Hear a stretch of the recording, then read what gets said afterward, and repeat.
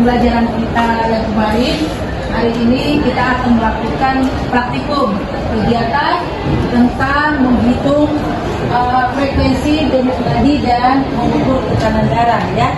Oke ya, ini tujuannya.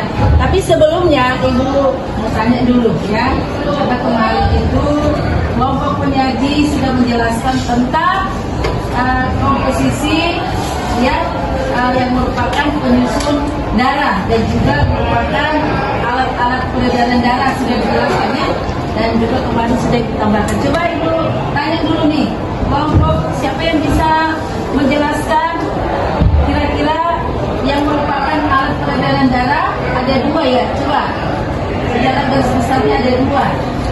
Yang bisa menjelaskan sekilas apa aja yang merupakan peredaran darah? Yang merupakan alat peredaran darah ada dua secara garis besar. Coba.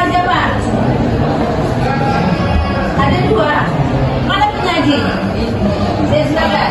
Dia.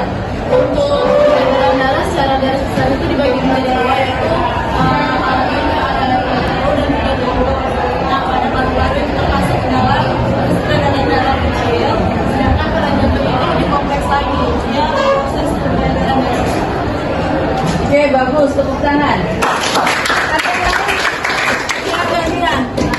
Jadi alat peredaran darah itu ada dua, mencakup jantung sama pembuluh darah. Pembuluh darah ini dibagi lagi menjadi tiga, yaitu pembuluh nadi, sama pembuluh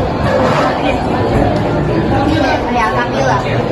Oke, baik, tepuk tangan juga ya.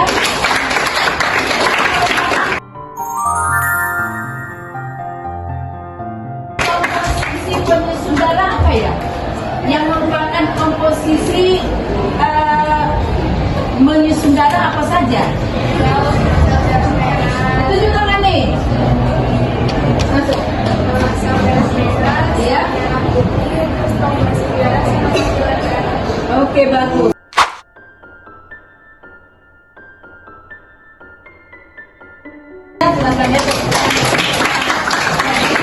Yang merupakan komposisi penyusun darah ada dua ya secara garis besar, yaitu ada plasma darah, ada sel darah. Sel darah terbagi lagi nih, ada sel darah merah eritrosit, ada sel darah putih leukosit, ada trombosit atau kepinggang. Nah, jadi kalian harus tahu ciri-ciri dari masing-masing daripada darah. Nah, itu adalah komposisinya. Tapi yang merupakan alat peredaran darah itu ada dua secara garis besar, yaitu jantung dengan iya, ya. Nah, sesuai dengan fungsinya kemarin sudah dijelaskan oleh kelompok penyaji kelompok 3. Baik, hari ini kita akan melakukan praktikum, melakukan kegiatan pengamatan dengan tujuan pembelajarannya yaitu menghitung frekuensi denyut nadi dan mengukur tekanan darah. Ya. Nah, dalam hal ini dipengaruhi ada beberapa faktor. Ya, faktor untuk menghitung frekuensi dengan mengukur tekanan darah ada beberapa faktor yang mempengaruhi apa ya? Satu, suhu tubuh. Apa lagi?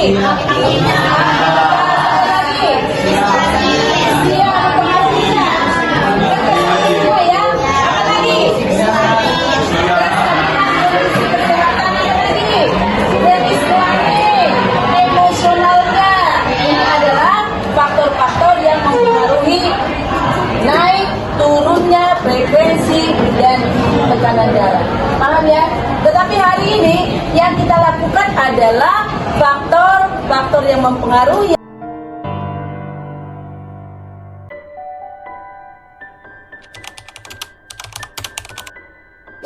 Pengecekan saat istirahat.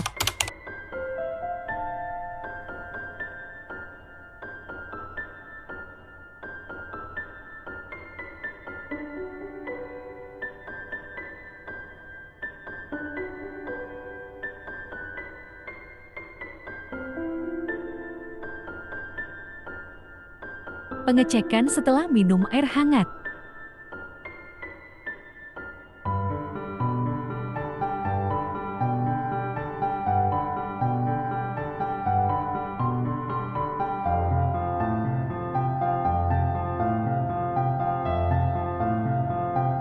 Pengecekan setelah minum air dingin.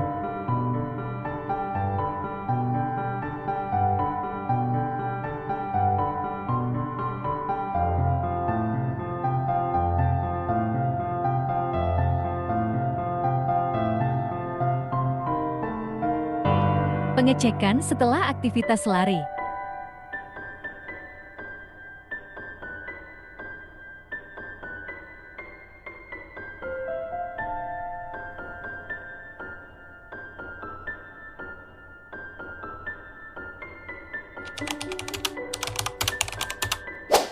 Pengecekan saat istirahat.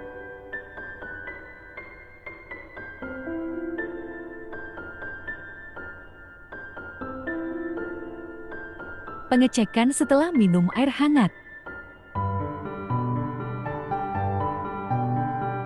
Pengecekan setelah minum air dingin. Pengecekan setelah aktivitas lari.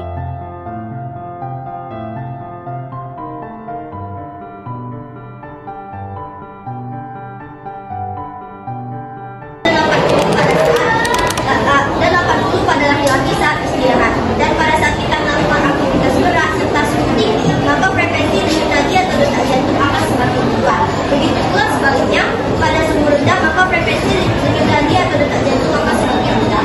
Nah, pada frekuensi tekanan darah, ini yang mengukur tekanan aliran darah dengan normal biasanya 120 per 80.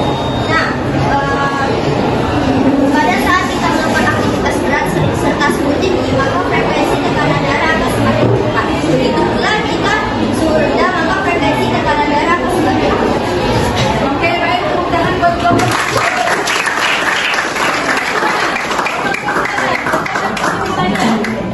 Silakan kelompok 2.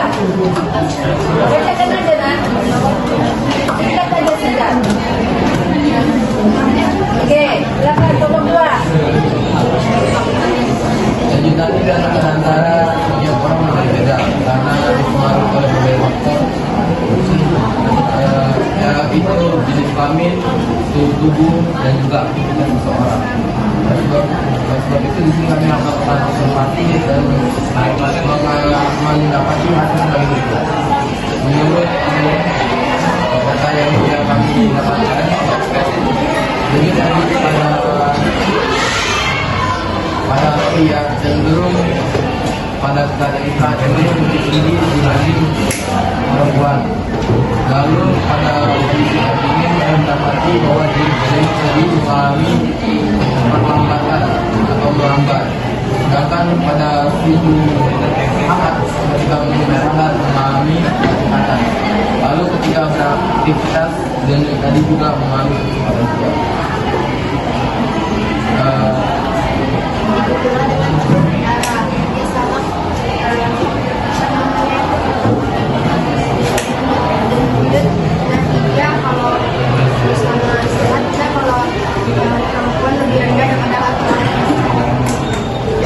Oke, baik, tepuk tangan buat kelompok. Satu lagi ya, satu aja. Oke, satu lagi ya, kelompok siapa ya? Yang sudah standby menyiapkan kesimpulan. Oke, silakan. Kalau dari kelompok kami mirip dengan kelompok 1 dan juga kelompok 2. Jadi waktu kami ngecek pertama tekanan darah kami dan tekanan jantung kami itu dan detak jantung itu normal, tapi ketika kami melakukan aktivitas seperti berlari karena kita membutuhkan oksigen yang lebih banyak, jadi detak jantungnya itu menjadi lebih cepat. Begitu pula jika detak jantung lebih cepat, maka tekanan darahnya itu akan jadi lebih cepat. Nah, karena relaksasinya itu menurun. Dan juga setelah kami melakukan aktivitas seperti berlari tadi, kami setelah itu meminum air hangat.